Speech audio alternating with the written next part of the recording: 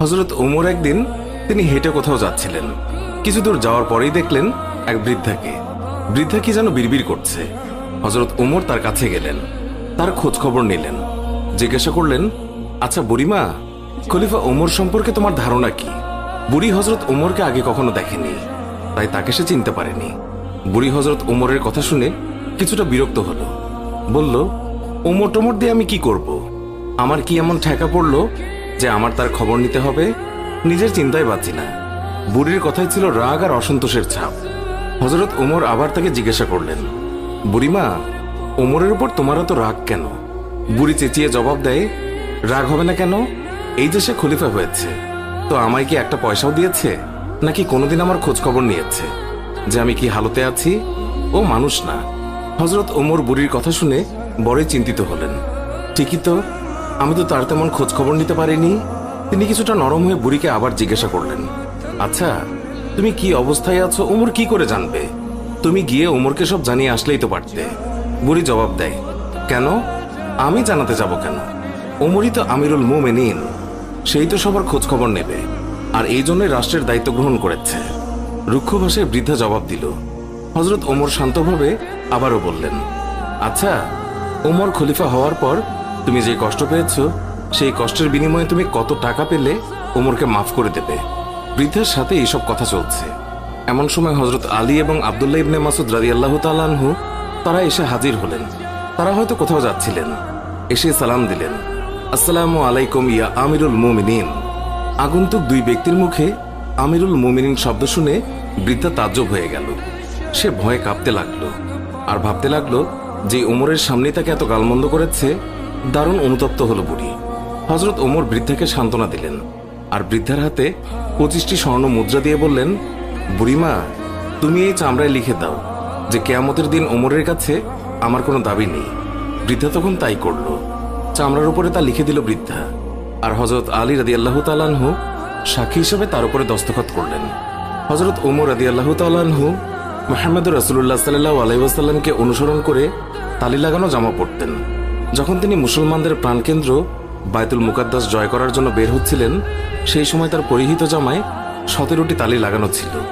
যখন তিনি তালিযুক্ত জামা পরিহিত অবস্থায় জেরুজালেমের উদ্দেশ্যে রওনা হয়েছিলেন, সাহাবাদের মধ্যে থেকে কেউ একজন হযরত আলী রাদিয়াল্লাহু তাআলা আনহুকে বললেন, ইয়া আলী, হযরত ওমর রাদিয়াল্লাহু তাআলা আনহুকে বলুন অন্তত আজকের দিনে তালিযুক্ত কাপড় খুলে একটু ভালো কাপড় পরিধান করার জন্য, কারণ তিনি ইহুদি খ্রিস্টানদের দেশে যাচ্ছেন। তারা হয়তো আমিরুল মুমিনিনকে দেখে বিরূপ মন্তব্য করতে পারে। তারা তিরস্কার করে বলতে পারে, মুসলমানগণ খলিফার জন্য একজোড়া ভালো কাপড়ের ব্যবস্থাও করতে পারেনি। আপনি খলিফাকে বুঝিয়ে বলুন। সাহাবাদের পিড়াপিড়িতে হযরত আলী রাদিয়াল্লাহু তাআলা আনহু কথাটি বলার জন্য হযরত ওমরের কাছে গেলেন, কিন্তু এমন কথা বলার সাহসী পেলেন না, কারণ হযরত ওমর রাদিয়াল্লাহু তাআলা আনহু তিনি এমনিতেই গরম। তারপরেও এমন স্পর্শকাতর বিষয়ে মুখটাই বা খুলবেন কিভাবে? অনেক চেষ্টা করলেন, কিন্তু কোনোভাবেই বলতে পারলেন না। ফিরে এলেন সাহাবাদের কাছে, নিজের অপারগতা প্রকাশ করলেন। হযরত আলী রাদিয়াল্লাহু তাআলা আনহু বললেন, আমি যখন বলার জন্য তার কাছে গিয়েছি, তখন আমার কথা বলার শক্তি হারিয়ে ফেলেছি। এবার সাহাবাগণ পরামর্শ করলেন, তাহলে এই কথা খলিফার কাছে কে বলতে পারে? সকলেই খেয়াল পেশ করল। হযরত আয়েশা রাদিয়াল্লাহু তাআলা আনহা এবং হযরত হাফসা রাদিয়াল্লাহু তাআলা আনহা বলতে পারবেন। তারা সকলে মিলে হযরত হাফসা রাদিয়াল্লাহু তাআলা আনহার কাছে গেলেন। হযরত হাফসা রাদিয়াল্লাহু তাআলা আনহা বললেন, আমি রাসূলুল্লাহ সাল্লাল্লাহু আলাইহি ওয়াসাল্লামের স্ত্রী এবং খলিফা ওমরের মেয়ে, কিন্তু আমার পিতাকে এই কথা বলার সাহস আমার নেই। আমি এই কথা বলতে পারবো না। হযরত আয়েশা রাদিয়াল্লাহু তাআলা আনহা বলতে পারবেন। সাহাবায়ে কেরাম হযরত আয়েশার কাছে দরখাস্ত করলেন। অতঃপর তিনি হযরত ওমর রাদিয়াল্লাহু তাআলা আনহুকে ডেকে পাঠালেন। হযরত ওমর রাদিয়াল্লাহু তাআলা আনহু হযরত আয়েশা রাদিয়াল্লাহু তাআলা আনহার পয়গাম পাওয়ার সাথে সাথেই উপস্থিত হলেন। ভারত উপমহাদেশের বিখ্যাত হাদিস বিশারদ শাহ ওয়ালিউল্লাহ মুহাদ্দিসে দেহলভি একটি গ্রন্থে লিখেছেন যে হযরত ওমর রাদিয়াল্লাহু তাআলা আনহু আম্মাজান আয়েশা রাদিয়াল্লাহু তাআলা আনহার সামনে দোজানো হয়ে তিনি বসে পড়েন। আয়েশা রাদিয়াল্লাহু তাআলা আনহা বললেন, আমিরুল মুমিনিন, আপনি যেহেতু খ্রিস্টিয়ানদের রাজ্যে যাচ্ছেন, এই জন্য আপাতত এই তালিযুক্ত জামা পরিবর্তন করে অন্য একটি ভালো জামা পরিধান করুন। আম্মাজান আয়েশা রাদিয়াল্লাহু তাআলা আনহার কথা শেষ হতে না হতেই খলিফাতুল মুমিনিন কেঁদে ফেললেন। আয়েশাকে বললেন, আম্মা, আপনি কি আমাকে রাসূলুল্লাহ সাল্লাল্লাহু আলাইহি ওয়াসাল্লাম থেকে দূরে সরিয়ে রাখতে চাচ্ছেন? আপনার কি রাসূলের সাথে কাটানো দিনগুলোর কথা মনে নেই, যে দিনের পর দিন নবীজি সাল্লাল্লাহু আলাইহি ওয়াসাল্লাম উপবাস থেকেছেন। 3 দিন পর্যন্ত নবীজি সাল্লাল্লাহু আলাইহি ওয়াসাল্লামের চুলায় আগুন জ্বলেনি। হে আয়েশা, আপনার কি সেই দিনগুলোর কথা মনে নেই যে নবীজি সাল্লাল্লাহু আলাইহি ওয়াসাল্লাম তালেযুক্ত কাপড় পরিধান করেছেন? আম্মাজান, ওমর এই ছেঁড়াফাটা তালেযুক্ত পোশাক পরে যেই স্বাদ অনুভব করে তা বোঝানো সম্ভব নয়। ওমর আর অন্য কিছুতে এমন স্বাদ অনুভব করে না। সিরাতের কিতাবসমূহে লিপিবদ্ধ হয়েছে যে খলিফা হযরত ওমর রাদিয়াল্লাহু তাআলা আনহু যখন রাসূলুল্লাহ সাল্লাল্লাহু আলাইহি ওয়াসাল্লামের অসহায়তার কথা আলোচনা করছিলেন, তখন হযরত আয়েশা এবং হাফসা দুইজনেই অঝরে কাঁদছিলেন। অতঃপর খলিফাতুল মুমিনিন হযরত ওমর রাদিয়াল্লাহু তাআলা আনহু তালিযুক্ত কাপড় পরিধান করেই মুসলমানদের প্রাণকেন্দ্র বাইতুল মুকাদ্দাস বিজয় করার জন্য বের হলেন।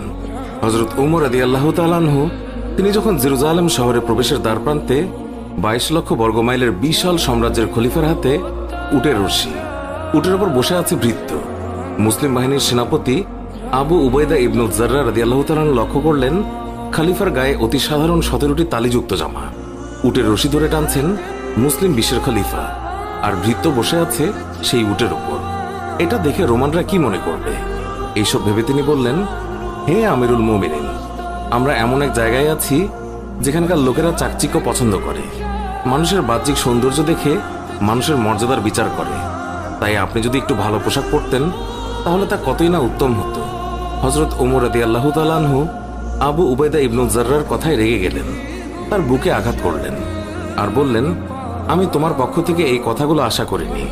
হযরত ওমর রাদিয়াল্লাহু তাআলা আনহু বললেন, আমি হচ্ছি সেই জাতি যাদের মহান আল্লাহ ইসলাম দ্বারা সম্মানিত করেছেন। আমরা যদি ইসলাম ছাড়া অন্য কোনো উপায়ে সম্মান খুঁজি তাহলে মহান আল্লাহ তাআলা আমাদের অসম্মানিত করবেন। সুপ্রিয় দর্শক, এই ছিল আমাদের আজকের ভিডিওটি ভালো লাগলে লাইক দিন, আর নিয়মিত আমাদের ভিডিও পেতে আমাদের চ্যানেলটি সাবস্ক্রাইব করুন। আজকের মতো বিদায় নিচ্ছি, দেখা হবে অন্য কোনো ভিডিওতে। ভালো থাকবেন। ধন্যবাদ সবাইকে।